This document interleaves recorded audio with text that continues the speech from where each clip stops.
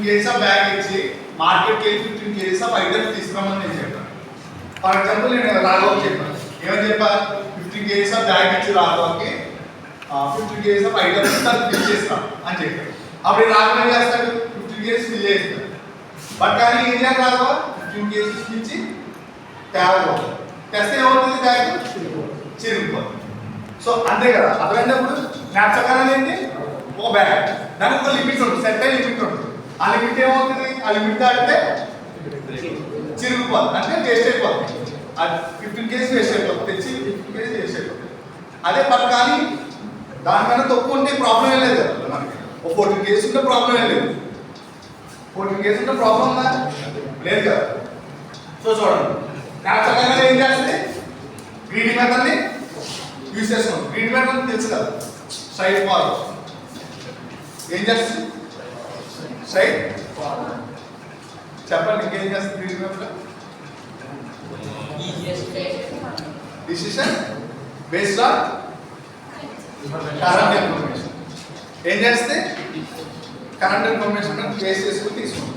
Next for example మార్కెట్కి వెళ్ళాను, మార్కెట్కి వెళ్ళి ఫస్ట్ షాప్ దగ్గర ఏంటంటే 10 kgs ఆఫ్ రైస్ ఉంది, 10 kgs ఆఫ్ రైస్ తీసుకున్నాను. నెక్స్ట్ షాప్కి వెళ్ళి 2 kgs ఆఫ్ టమాటోస్ ఉన్నాయి తీసుకున్నాను. నాకు కావాల్సిన లిస్ట్ ఇంకా ఉంది, బట్ కానీ ఆ లిస్ట్ మొత్తం కావాలి, ఆ లిస్ట్ మొత్తం కావాలి. నాకు మార్కెట్ పట్టుకెళ్ళి నేను దేనికి వెళ్తా, నా డైలీ బేసిస్ కోసం నేను కొనుక్కోవడానికి వెళ్తాను. ఏం చేస్తాను, మార్కెట్కి వెళ్ళి కావాలి, టొమాటో కావాలి, రైస్ కావాలి, ఆయిల్ కావాలి, ఇంకా చాలా కావాలి. ఒక రోజు నేను నాకు కుకింగ్ చేయాలంటే ఏం కావాలి, ఇన్ని ఐటమ్స్ కావాలి.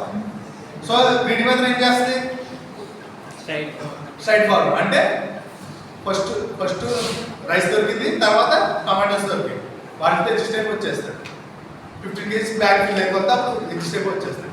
అందులో వీటి మీద అంటే ఐటమ్స్ అన్ని ఇప్పుడు ఎలా ఉండాలి, ఆ బ్యాగ్లో వితౌట్ ఎక్సీడింగ్ ద లిమిట్, అంటే లిమిట్తోనే ఉండాలి, అంత మించి ఎక్కువ ఉండకూడదు. నెక్స్ట్ పాయింట్ ఏంటి, ఐటమ్స్ ఎప్పుడు ఎలా సెలెక్ట్ చేసుకోవాలి, హైయెస్ట్ ప్రాఫిట్ బట్టి సెలెక్ట్ చేసుకోవాలి. నెక్స్ట్ ఐటమ్స్ ఎలా క్యాలిక్యులేట్ చేస్తాను నేను, items number of items number of items ఎలా క్యాలిక్యులేట్ చేస్తాను,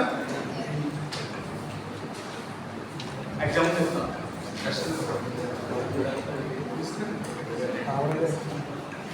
7 ఐటమ్స్ ఉంటాయి, వాటి ప్రాఫిట్స్ ఏంటి, 10, 5, 15, 7, 6, 8, 9. వాటి ప్రాఫిట్స్ తర్వాత వెయిట్ వచ్చేసి 2, 3, 5, 7, 1, 4. నేను ఏం చెప్పాను మీకు, ప్రాఫిట్ ఎక్కువ ఏదన్నా దాన్ని బట్టి మనం ఐటమ్స్ సెలెక్ట్ చేస్తాం. అదేనా, ఇప్పుడు ఫర్ ఎగ్జాంపుల్ నాకు 50 kgs ఆఫ్ బ్యాగ్ ఉంది,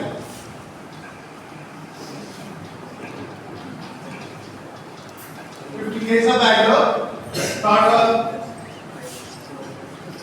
5 kgs ఆఫ్ యాపిల్స్ ఉంటాయి,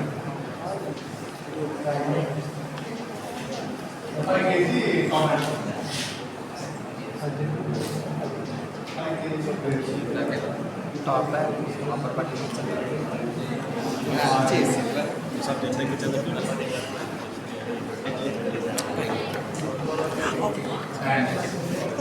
ఓకే, టోటల్ ఎంత వస్తుంది, 25. బట్ కానీ లిమిట్ ఎంత ఉంది, 15 kgs ఉంది. ఫర్ ఎగ్జాంపుల్ యాపిల్ 5 kgs వచ్చి 100 వస్తుంది నాకు ప్రాఫిట్, టొమాటోస్ 20, ఇది 40, ఆరెంజెస్ ఒక 30,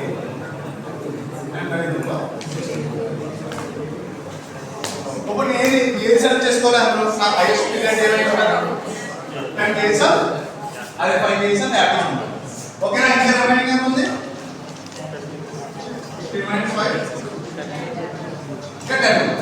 ఇప్పుడు నెక్స్ట్ నేను ఏం సెలెక్ట్ చేసుకోవాలి,